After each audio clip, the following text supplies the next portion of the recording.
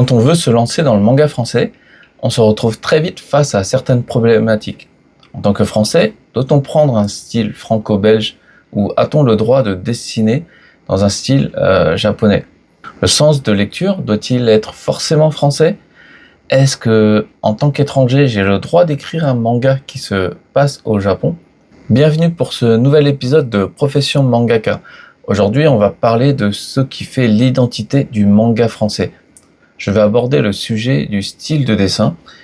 Est-ce qu'il est pertinent pour un artiste français de choisir un style hybride ou non?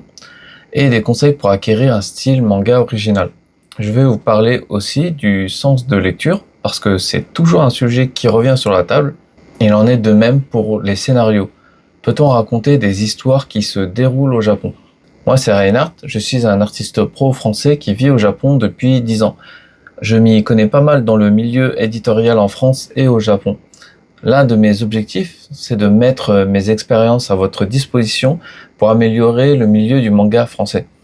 Pour comprendre cet enjeu, je vous recommande de voir ma vidéo Comment améliorer le manga français, l'auto-édition en France et aussi celle sur l'auto-édition au Japon. Je vous mets tout ça en description. Si vous aimez mes vidéos, n'hésitez pas à vous abonner à ma chaîne Reinhardt Manga Sensei. Et pour ne pas manquer mes prochaines vidéos, activez les notifications, likez et commentez. Ça m'aiderait vraiment beaucoup. Tout d'abord, un petit disclaimer pour vous rappeler que je fais des vidéos dans lesquelles je critique souvent le milieu du manga français, notamment les éditeurs, le milieu des conventions, mais aussi les artistes. Parce qu'on essaye de développer le manga français dans un système complètement à l'opposé de celui du Japon. Je suis français et j'aimerais voir un jour des mangas réalisés par des Français qui soient capables d'être à la même hauteur que ceux des Japonais. Pouvoir montrer à tous ceux qui pensent que les Français ne sont pas capables de faire de bons mangas qu'on en a la capacité. Mais pour l'instant, je ne ressens que de la frustration et de la colère. Parce qu'en France, chacun des acteurs de ce milieu se croit supérieur aux autres. Et je vais vous démontrer que c'est une question de différence culturelle. J'aimerais en premier lieu rétablir certains points une bonne fois pour toutes. Beaucoup pensent que les mangas, ce sont juste de la bande dessinée à la sauce japonaise, sans les couleurs, avec un format de poche et plus de pages. Or, si on prend en compte le contexte réel, on va se rendre compte que c'est bien plus différent qu'on ne le pense. La BD, elle tire plus ou moins son origine d'entre les deux guerres mondiales, dans un contexte où c'est un objet qui est plus littéraire pour de la collection, dans un contexte dans lequel les grands littéraires sont des grands noms de l'histoire française. On le remarque par la qualité d'impression et par le prix des bandes dessinées, comparé aux mangas qui, eux, se sont popularisés après la défaite du Japon lors de la Seconde Guerre mondiale, dans lequel on a cherché un prix plutôt bas et une forte commercialisation, comme un média de réconfort pour une population aux faibles revenus. Dit autrement, ces deux médias ne vont pas du tout dans la même direction politique. C'est l'une des raisons pour laquelle on a une grande différence de comportement entre certains auteurs pro-français et les auteurs pro-japonais. Ce qui en fait une bonne transition pour le premier sujet de cette vidéo, le choix du style de dessin quand on veut faire du manga. Je parle bien sûr du fait de devoir choisir un style hybride franco-japonais ou rester sur un style manga japonisant. On va commencer par remonter sur quelques années pour tenter d'expliquer ce genre de choix. Vous savez, comme la raison pour laquelle des gens ont créé des termes comme manhwa ou franga. Des éditeurs français de manga coréens ont fait leur apparition au début des années 2000, vers 2006-2007 à peu près. C'est là que le mot manhwa est arrivé en France. Des éditeurs français étaient fascinés par le fait qu'un mot ait été créé pour désigner le manga fait par les Coréens. Puis le mot manhwa pour les mangas faits par les Chinois. À l'époque, c'était pas tout nouveau. On connaissait déjà certains mangas ou bandes dessinées faits par des Chinois. Il y avait des titres comme Celia ou Cyber Weapon Z. Alors on s'est dit que ce n'était pas forcément déconnant d'appeler le manga français manhwa ou franga pour ceux qui n'aimaient pas le premier terme. Mais soyons honnêtes, les deux sont atroces. Ensuite, c'était la course au branding. Il fallait absolument trouver un nom qui désigne le manga français, ou même le manga international, comme le Global Manga. Les Français n'avaient aucunement envie qu'on rabaisse leur statut à celui d'étranger, comme on pourrait parler juste de manga étranger. Vous savez, c'est comme les Français qui vivent au Japon, qui se font appeler expats, alors qu'ils refusent d'utiliser le terme qui les définit le mieux, celui d'immigré. Enfin bref, comme d'habitude, on ne se renseigne pas et ce genre de connaissances reste gravé dans les mémoires pendant des décennies. J'en parle aussi sur une vidéo courte de la véritable traduction du mot manga, qui n'est pas image dérisoire, comme ce qu'on peut voir partout depuis vraiment longtemps. Je dis ça parce que manga, manhwa et manhwa s'écrivent de la même manière et donc partagent la même traduction. Ces deux kanji sont chinois, mais ils ont été créés au Japon. Le mot manga a été créé au Japon, exporté en Chine, puis en Corée. En Corée, ils n'utilisent pas de kanji, ils écrivent en hangul, mais il faut savoir que beaucoup de vocabulaire sont empruntés du chinois classique. Ce qui veut dire que manhwa, c'est la lecture coréenne du mot manga, et manhwa pour la lecture en chinois. Il y a des auteurs français qui disent qu'on devrait juste parler de manga tout court, plutôt que de parler de manga français. Moi, perso, c'est quelque chose que je n'accepte pas vraiment, pour la bonne raison que le process de création au Japon et en France n'est pas le même. Un auteur coréen comme Boichi ne fait pas du manga coréen, parce qu'il est édité au Japon et joue dans les mêmes conditions et règles que les Japonais. Au Japon, les lecteurs reconnaissent qu'un manga, c'est l'œuvre d'à la fois le mangaka, le tanto, l'éditeur et les assistants. Et on pourrait même rajouter les lecteurs. C'est-à-dire un travail d'équipe. Alors qu'en France, l'auteur prend toute la place avec un jeu de rapport de force avec son éditeur. Vous allez me dire, qu'est-ce que cette histoire de nom a à voir avec le style de dessin? Eh bien, c'est exactement la même logique. Donc on va tenter d'expliquer déjà pourquoi certains choisissent de partir sur un style hybride franco-japonais. Ce n'est pas une explication générale, mais une hypothèse de ma part. Parmi les commentaires que j'ai reçus dans mes vidéos, on me demande comment je fais pour avoir un style très japonais. Quelles sont mes influences? Pour répondre à ça, je dirais que tout petit, je dessinais du franco-belge, du Astérix ou Bouleville, parce que c'est ce que j'avais sous la main. Jusqu'à ce qu'apparaisse Dragon Ball à la télévision. À partir de là, je ne dessinais vraiment que ça jusqu'au début collège. On n'avait pas internet, pas encore de manga, on devait dessiner en observant la télé.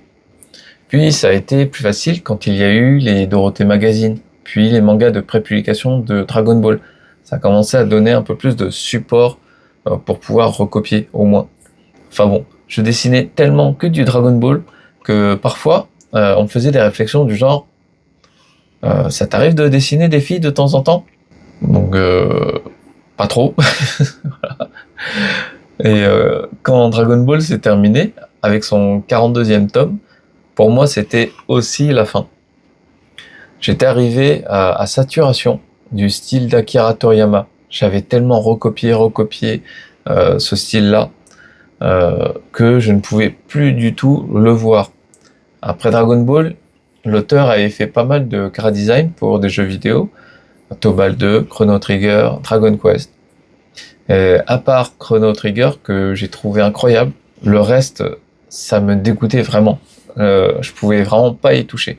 En console de jeu, j'avais beaucoup accroché à la Sega Saturn et j'avais découvert les séquences animées dans le jeu Lang Racer 3, où les personnages féminins étaient vraiment magnifiques.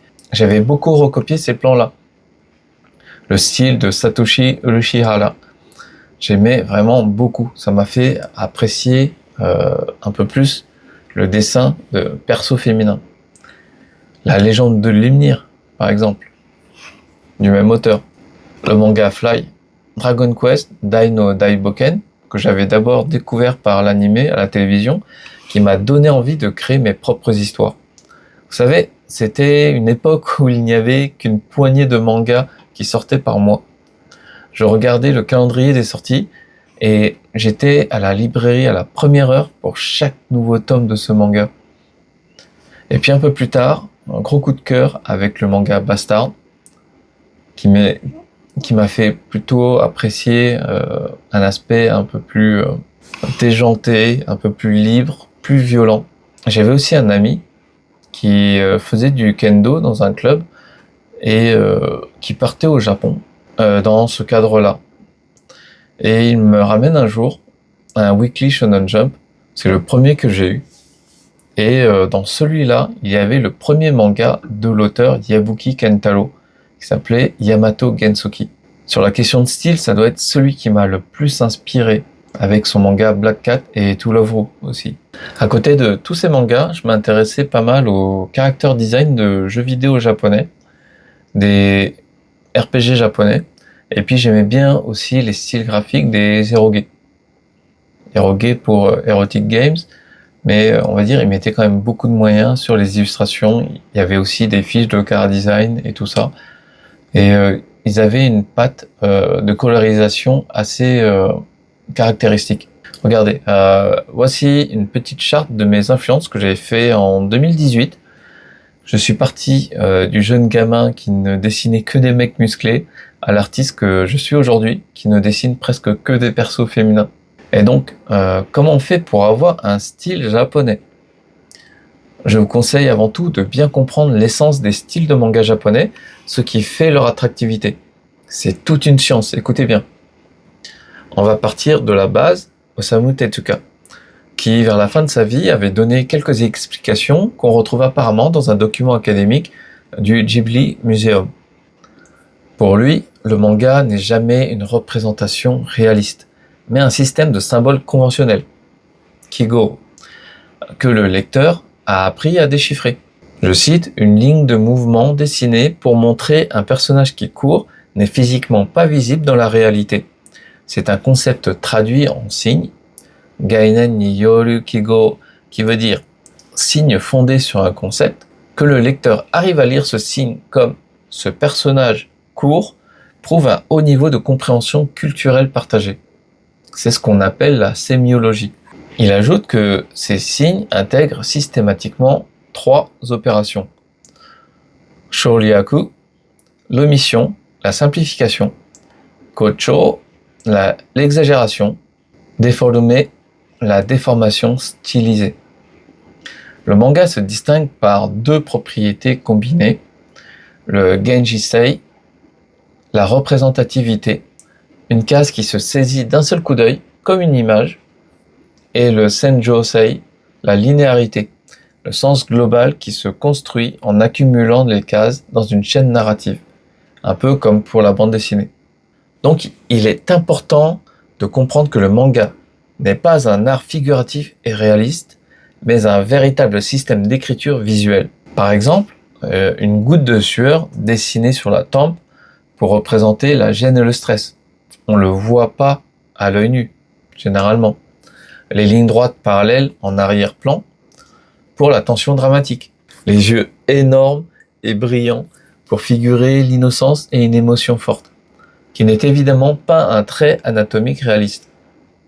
Donc là, c'est relativement une explication officielle donnée par Osamu Tezuka. Je vais rajouter ma surcouche en tant qu'occidental. Comme je le conçois, le style manga, pour moi, c'est un style simplifié dans lequel on va enlever le superflu pour garder un certain esthétisme. Ça peut s'apparenter à l'origine de la création des katakana, qui est une partie et une simplification de kanji. Généralement, on va retirer beaucoup de traits de détail sur le visage et sur le corps. Parce que, comme expliqué, on n'est pas dans un art réaliste. C'est comme le maquillage des geishas, où on va appliquer du fond de teint blanc, opaque, pour ne laisser apparaître que les traits que l'on veut, mis en évidence par le maquillage sur les yeux et sur la bouche. Ce n'est pas la raison principale pour laquelle elle se maquille comme ça, mais c'est le rendu final qui va s'exprimer de cette façon-là. Donc là, c'était le shoryaku, la simplification. Le kocho, c'est l'exagération. Donc encore un point qui sort du réalisme. On va prendre par exemple les yeux. qui sont l'un des plus gros vecteurs pour les expressions et les émotions avec les sourcils. Au tout début, Tezuka, Toriyama et d'autres styles de manga de l'époque faisaient les contours des yeux, la paupière supérieure et inférieure, assez fins. Mais les iris étaient déjà plus gros et plus détaillés. Avec le temps, le style s'est développé. Pour marquer et accentuer la profondeur du regard, on épaissit la ligne de cils supérieure. On détaille plus l'intérieur de l'iris de façon plus saturée au niveau des couleurs, en rajoutant plusieurs niveaux d'éclat et de reflets. On les ajuste selon l'expression du personnage.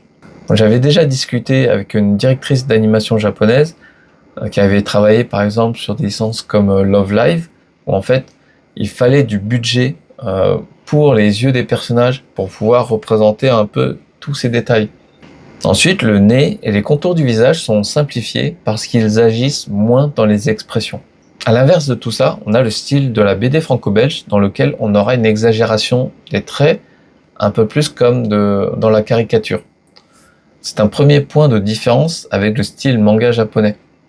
Et on va beaucoup moins exagérer l'expression via les yeux et les iris, mais plutôt par les sourcils. C'est autant valable dans les styles humoristiques que dans les styles plus sérieux. Dans ces derniers styles, on aura tendance à rajouter des détails, mais pas autant que dans le style des comics américains. Quand on prend conscience de la différence entre les deux visions de l'art dans la représentation de l'art séquentiel, la BD et le manga, on comprend vite que la culture de chaque pays les oppose. On peut même remonter au niveau historique pour se rendre compte encore plus de la différence entre les tableaux en France et les représentations des personnages au Japon. D'un côté, on a le réalisme avec par exemple Eugène Delacroix, Jacques-Louis David, et de l'autre, on avait du style ukiyo-e avec Katsushika Hokusai et Utagawa Hiroshige pour les plus connus à l'international. C'est pour ça qu'à mon sens, les deux styles ne sont pas compatibles pour de l'hybride. Parce qu'on va rajouter des détails là où on en a enlevé. Par contre, dans la narration d'un manga, un style occidental assumé ne dérange pas forcément. Vu qu'aujourd'hui, dans les mangas, on retrouve vraiment de tout style de dessin maintenant. Généralement, un artiste français qui a grandi dans la BD franco-belge et qui découvre plus tard le manga aura tendance à avoir du mal à basculer complètement sur un style manga sans touche occidentale, parce qu'il aura acquis certaines habitudes, justement. Des artistes comme Tony Valent, qui faisait de la BD avant de faire du manga, avaient déjà un style porté dans le manga quand il faisait de la BD. Ses influences étaient clairement dans les mangas shonen, d'après ce qu'il dit dans les interviews. À côté, il y a des artistes comme Philippe Cardona, l'auteur de Sentai School, qui tire ses influences d'une culture geek plus générale, mais qui a toujours eu un attrait pour le style des comics américains. On va parler de style hybride, même si j'ai plus l'impression que c'est une difficulté d'adaptation. Renaud Lemaire aussi, par exemple, qui a eu de fortes influences dans la BD franco-belge avant de découvrir les mangas. C'est pour ça qu'on a du style hybride et une très trop forte surcouche manga plutôt dans les personnages. Mais bon, faites attention quand même à la frontière qu'il y a entre l'inspiration et le plagiat. Chez certains auteurs français, les inspirations sont un peu trop fortes. Si vous ne voulez pas que ça vous poursuive dans toute votre carrière, il faut réussir à se démarquer un peu plus. C'est quand même dommage qu'après 20 ans de publication, vous recevez toujours des commentaires comme « Tes persos, c'est du plagiat évident de One Piece ». L'auteur français Shonen, Outlaw Players, avait aussi les mêmes problèmes avec son premier manga BB Project, dont la plupart des personnages et le style graphique aussi étaient un peu trop inspirés du mangaka japonais Oh Great avec son manga Air Gear. Enfin bon, là c'est du ressort de chaque artiste et de l'éthique. Libre à vous de jouer avec le feu si on découvre que vous avez fait du plagiat. Avec les réseaux sociaux aujourd'hui, ça peut faire des dégâts dans votre carrière. Mon conseil pour éviter que ça arrive, le voici, c'est l'expérience visuelle. Vous savez, on ne crée pas à partir de rien, mais à partir d'images emmagasinées dans son cerveau. Moins on a de références visuelles, moins on aura la capacité à se détacher de ces inspirations. Et plus on verra d'images différentes, de différents artistes qui nous inspirent, plus on sera apte aux créations plus originales qui résulteront d'un mélange plus conséquent, de plus de choix graphiques. Il en est de même pour les créations de scénarios et de concepts. Tout naît de l'intérêt qu'on leur porte. Donc en tant que créateur, ça fait partie un peu de votre boulot de chercher des références, des inspirations et tout ça, vraiment pour que tout s'enregistre dans votre cerveau et que ça puisse vous permettre en fait de créer des choses nouvelles. Pour ceux qui ont du mal à conceptualiser les styles de dessin, j'espère que ça pourra vous aider à mieux vous orienter.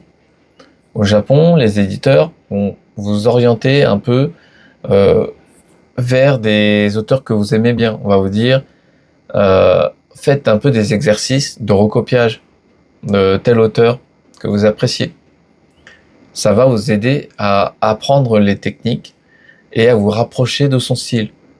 Par contre, on ne vous le dit pas vraiment explicitement, mais la finalité ne doit pas être de la copie. C'est pour un exercice. Je voulais aborder un peu le sujet du sens de lecture parce que ça fait partie des questions qui reviennent assez souvent. Doit-on faire son manga dans le sens français ou dans le sens japonais? On va repartir sur des explications culturelles. Vous ne savez peut-être pas, mais les Japonais n'utilisent pas que le sens de lecture de droite à gauche. Il y a deux types d'écriture. Le tategaki, qui est l'écriture verticale, qui va généralement se lire de droite à gauche. Et le yokogaki, l'écriture horizontale, qui va se lire horizontalement, mais de gauche à droite.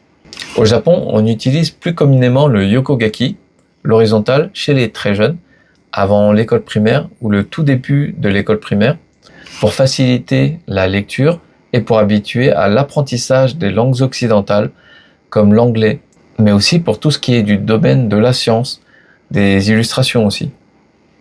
Les livres vont généralement être dans le sens qu'ils appellent Hidari Biraki, qui veut dire ouverture du livre à gauche. Donc vous avez ce livre-là pour jeunes, et on ouvre à gauche. Il ne parle pas directement du sens de lecture pour un livre, mais du côté de la reliure par rapport à la couverture principale. Par exemple, ici, on va dire Hidari Toji. Hidari, ça veut dire gauche, pour évoquer un livre dans le sens de lecture de gauche à droite. Donc là, on va juste dire la reliure à gauche. Si on veut imprimer des livres et doujinshi au Japon, il faut au moins avoir ces notions-là, parce que on doit choisir à chaque fois. Voici un exemple, avec ce livre éducatif pour très petits. C'est très populaire au Japon, s'appelle Anpanman. C'est dans le sens Hidari Biraki. Comme vous pouvez voir à l'intérieur, là, vous avez vraiment les écritures écrites en horizontal, avec des bulles dans le sens horizontal aussi. Vous voyez là. Vous voyez ici. Voici un autre exemple un peu moins bébé. Voici Oshiri Tantei. Tantei, ça veut dire détective. Oshiri, c'est pour le postérieur. C'est très populaire ici. Celui-là, c'est pour les 5 à 7 ans à peu près. Donc regardez le sens de lecture déjà. Là. Voilà. Vous voyez, ça fait un style de roman graphique un peu mêlé avec du manga. Et au niveau des écritures, tout est en horizontal. Là, quand vous avez des bulles, c'est vraiment à l'horizontale aussi. Là, vous pouvez voir par exemple ici aussi. Et on a l'écriture verticale, le tategaki, qui va se lire de haut en bas, mais les colonnes vont se lire de droite à gauche. Donc, petite parenthèse, pour ceux qui veulent faire des logos écrits en japonais dans le sens vertical, ça doit se lire de droite à gauche. C'est cette écriture que les Japonais vont utiliser pour le manga définitif et qui induit forcément un sens de lecture global de droite à gauche. c'est-à-dire des livres de type Migi Bilaki, que comme vous voyez ici, donc ouverture à droite, avec une reliure Migi pour droite, Migi Toji, donc reliure placée à droite. Shidali, c'était pour gauche. Pour l'exemple, je vous montre encore du Oshiri Tantai, mais pour un peu plus grand, à peu près à partir de 7 ans. Là, on a clairement du manga, tout en couleur. Sens de lecture Migi Bilaki avec des bulles verticales, comme vous pouvez voir un peu là. Je vais vous montrer aussi cette particularité dans la langue japonaise, c'est qu'on va utiliser l'écriture en yokogaki à l'horizontale, donc souvent pour des titres de couverture, mais aussi pour des présentations de personnages. Donc quand on sort de la narration, c'est écrit à l'horizontale. Donc voici un petit schéma que j'ai fait rapidement pour vous montrer. Donc là, vous voyez très bien la cohérence dans la lecture d'une planche. Donc ici, quand c'est en yokogaki, donc pour plus jeunes, vous avez le sens de lecture comme en France, de gauche à droite, et vous avez les textes qui vont aussi de gauche à droite. Ici, c'est le tategaki, l'écriture à la verticale. Donc le sens de lecture est de droite à gauche, et l'écriture en colonne se fait aussi de droite à gauche. Donc on a vraiment une cohérence dans la narration comme ça, de chaque côté. Il y a quelques points importants à prendre en compte pour l'adaptation en français. Je disais que les Japonais utilisent des bulles horizontales pour le yokogaki parce que c'est en cohérence avec le sens de lecture. Si on veut faire du manga français dans le sens japonais, je ne recommande pas du tout de faire des bulles orientées horizontalement. Je vais vous montrer pourquoi. Ici, voilà. Donc vous voyez le sens de lecture du manga principalement et le sens de lecture de chaque bulle. On va vraiment dans le sens inverse de toute la narration parce que toute l'action va être orientée de l'autre côté, dans l'autre sens. Alors que, en fait, si on garde les bulles, leur forme à la verticale, en fait, quand on écrit français dedans, ça va un peu atténuer cet effet-là. Donc là, je vais vous montrer aussi. Voilà. Hop. Donc voilà, vous voyez le sens de lecture à la japonaise. Et les bulles vont aller dans l'autre sens. Vous voyez ici, j'ai fait une ligne plus longue exprès pour vous montrer l'importance du contresens ici. Et ici, ça va être vraiment un peu plus atténué. Donc ça gênera un peu moins pour la lecture avec la narration qui ira dans l'autre sens.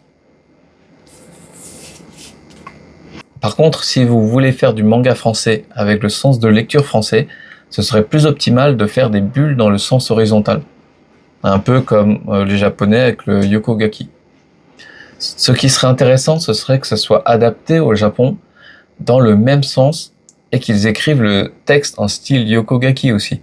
D'ailleurs, à ce sujet, il y a eu un petit débat lancé par un éditeur critique, Takekuma Kentaro, qui avait lancé une petite controverse en 2013 sur Twitter, suggérant que l'industrie du manga, à une époque où c'était un peu en déclin, devrait migrer vers le format horizontal, le sens occidental, pour faciliter l'export. Sauf que les mangaka et les éditeurs se sont opposés massivement, parce que pour eux, le sens de lecture Megi Biraki, l'ouverture à droite, est une signature visuelle. Et puis surtout, les mangaka n'ont jamais appris à composer dans l'autre sens, parce que ça impacte la maîtrise du découpage des cases. Dans tous les cas, si vous visez une publication pour un public japonais ou pour un concours japonais, la question ne se pose même pas. Il faut faire dans le sens japonais. Sinon, si c'est pour de l'auto-édition ou pour du hobby, juste en tant que passion, comme ça. C'est comme vous voulez, selon vos préférences. Même si vous restez en France, il n'y a rien qui vous oblige à faire dans le sens français, parce que la plupart des mangas français sont aussi dans le sens japonais, Migi Biraki. Gardez juste en tête mon conseil à propos de la forme des bulles. On arrive à la troisième partie de cette vidéo, dans laquelle on va revenir sur ce que les gens ont cru que Kazuhiko Torishima, le tanto de Akira Toriyama, avait déclaré lors d'une conférence en Italie pour éclaircir des points quant à la possibilité de faire un manga sur des éléments de la culture japonaise. Pour ceux qui n'auraient pas vu ma vidéo courte sur le sujet, Torishima aurait dit que seuls les Japonais peuvent faire du manga. Je précise, et je le répète, il n'a jamais dit ça. Ça a été complètement déformé et sorti du contexte, comme le fait d'avoir dit que les étrangers devraient se contenter de faire du manga étranger et non sur la culture japonaise. Vous voyez, rien que ces contresens-là montrent déjà une différence culturelle. Du coup, le contexte, c'était quoi? C'était les concours de manga japonais à l'international qui sont de plus en plus répandus et on lui demandait son avis en mentionnant en particulier celui de la Kodansha. Ce que tous les tantos japonais diront face à un artiste étranger, c'est que les artistes étrangers ont des connaissances que n'ont pas les concurrents japonais et qui peuvent intéresser le public japonais. Ils donnent l'exemple que des mangaka italiens devraient faire des mangas sur leur culture parce que ça leur donnerait un avantage considérable sur les aspirants mangaka japonais, comme les Français, les Allemands, les Américains aussi, etc., devraient faire aussi. Mais là, on parle juste d'origine, de nationalité, comme on parlerait de quelqu'un qui est spécialisé dans une certaine discipline, qui devrait profiter de ces connaissances-là pour en parler dans son manga. Ce sont des conseils importants qui ont été détournés pour au final diffamer la personne. Donc on va essayer de répondre à cette question, s'il est légitime ou non pour un artiste français de faire du manga portant sur la culture japonaise. Dans l'absolu, vous pouvez. Il n'y a rien de mal à ça, mais prenez quand même certains points en compte. Je vois énormément d'artistes dire qu'ils ont grandi avec les mangas et que du coup, ils connaissent très bien la culture japonaise. Franchement, c'est comme croire qu'on comprend le japonais parce qu'on a toujours regardé que des animés en japonais sous-titrés. Vous n'en comprenez qu'une infime partie. Je ne sais pas si parmi vous, vous regardez des vidéos de youtubeurs Japon. Ils ont beau vivre au Japon depuis des années, des dizaines d'années, travailler avec des Japonais. Il est assez rare de voir des Français arriver à bien comprendre les Japonais et leur culture. Dire que vous comprenez les Japonais parce que vous avez grandi avec les mangas, pour moi c'est un peu de l'irrespect envers une culture qui descend d'un comportement de colonialiste. Un peu comme dire que vous savez faire du manga alors que vous ne savez même pas comment les Japonais le font. On en voit beaucoup de mangas sur le sujet de culture étrangère au Japon, comme Versailles Nobara pour Lady Oscar, Innocent, les mangas sur Napoléon, Les Gouttes de Dieu, Vinland Saga, Thermae Romae, Les Carnets de l'apothicaire et bien d'autres. Ce n'est pas un problème en soi. Certains auteurs seront capables de sortir leur œuvre en faisant preuve de vraie recherche, comme l'auteur Shinichi Sakamoto avec Innocent. Je pense que ce qui l'a aidé en plus, c'est que c'est le genre de mangaka qui est ouvert à l'idée de prendre des assistants étrangers.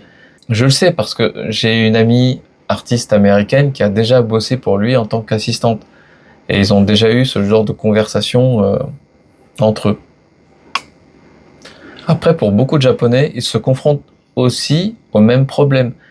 Ils peuvent faire des recherches approfondies sur des cultures étrangères, mais la question du langage et des relations humaines selon les différentes cultures, c'est bien plus compliqué.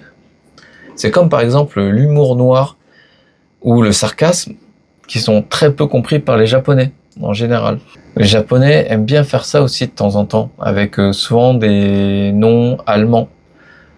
Donc pas mal pour connoter l'appartenance à une famille noble et autoritaire stricte. Comme dans le manga Frieren aussi, où tous les personnages ont des noms d'objets, d'éléments allemands. Vous avez aussi des noms français qui sont souvent utilisés pour des personnages avec un côté purement noble. C'est vraiment la façon dont ils imaginent les Français. Ça en devient au final des stéréotypes qui complètent des éléments de personnalité. Ça fera toujours bizarre, mais bon, il y a aussi les auteurs de mangas français qui donnent des noms japonais à leurs personnages. Mais n'oubliez pas que ça doit être des choix assumés. Il ne faut pas se plaindre de gens qui vont vous demander tout le temps pourquoi vous avez fait ce choix. Essayez quand même de réfléchir à une raison, à un minimum. Ça peut faire de l'ombre au message que vous voulez transmettre avec votre manga. Ce serait dommage. Pour ceux qui visent une publication au Japon, pour en revenir au conseil de Kazuhiko Torishima, dans ce cas-là, si vous ne comprenez pas bien la culture japonaise, évitez juste de faire un manga dont c'est le contexte central. Aussi, ceux qui n'ont jamais vécu au Japon, parce que même en tant que touriste, vous ne voyez le Japon que par un certain prisme. Je reprécise qu'on parle bien là pour un contexte dans lequel votre manga serait destiné à un public japonais. Suite à ma vidéo courte sur ce sujet sur Facebook, j'avais reçu beaucoup de commentaires venant de communautés sur le manga africain et des messages que j'ai trouvés vraiment très intéressants. Les Africains sont des gens qui doivent lutter sans cesse dans le monde d'aujourd'hui contre le racisme et faire valoir leurs droits. Ils vont être les premiers à ne pas penser à faire un manga sur la culture japonaise parce qu'ils ont une histoire à raconter, leur culture à faire découvrir, comme pour l'auteur Just Louis avec son manga Red Flower. Le public japonais voit passer des tonnes de mangas écrits par des Japonais. Faire découvrir votre culture par vous, étrangers, c'est ce qui les intéresserait beaucoup. Vous n'êtes pas obligé, tout comme un auteur africain n'est pas obligé de parler de sa propre culture. Juste que vous devez savoir que pour se démarquer au Japon plus facilement, c'est loin d'être négligeable. Voilà, je crois que j'ai abordé les points que je voulais pour cette vidéo. J'espère que ça vous aidera dans vos réflexions et vos choix. Si vous avez aimé cette vidéo, n'hésitez pas à laisser un like, un commentaire. Si vous n'êtes pas encore abonné, ça ne prend vraiment que 2 secondes pour me soutenir, pour cliquer sur le bouton avec celui des notifications. J'ai aussi une chaîne Twitch dans laquelle je vais essayer de faire un live toutes les semaines. Donc une fois par mois pour du live Mochikomi. Ce sont des lives où en fait je conseille et je critique des auteurs français sur leurs projets de manga. 2 fois par mois pour du live creation. Ce sont des lives où je crée des projets manga à partir de zéro, selon certains thèmes, pour vous montrer un peu le processus de création. Puis je compléterai avec des séances d'illustration, d'apprentissage du logiciel Clip Studio Paint par exemple. Enfin, apprentissage pour moi, parce que je ne le maîtrise vraiment pas du tout. Je vais vous mettre le lien en description. Et une dernière chose, je serai en France de fin juillet à mi-août et des librairies m'ont proposé des créneaux. Ce sera normalement dans la ville de Houille, en Île-de-France, et dans la ville de Nevers, donc au fin fond du centre de la France. Je pensais proposer un atelier ancrage à la plume, on va dire pour ceux qui veulent s'initier à la plume, et ceux qui voudront aussi perfectionner leur niveau d'ancrage. Donc je pourrais aider à ce niveau-là, et les participants pourront avoir une trousse de matos que je ramènerai du Japon. Des plumes G-Pen, des porte-plumes, des planches, enfin je préparerai vraiment tout ça. Je pourrais aussi faire du mochikomi pour ceux que ça intéresse, donc là faudrait que je sache vraiment à l'avance. Et si vous êtes intéressé, contactez-moi par email. Vous avez aussi toutes les informations en description. Je vous donnerai les dates quand je serai un peu plus sûr. Vous pourrez aussi venir pour discuter, pour me rencontrer. Je peux aussi ramener des one-shots que je pourrais aussi vendre, faire des dédicaces. Voilà. Donc c'est sur ça que je termine cette vidéo. Et je vous dis à la prochaine. Bye.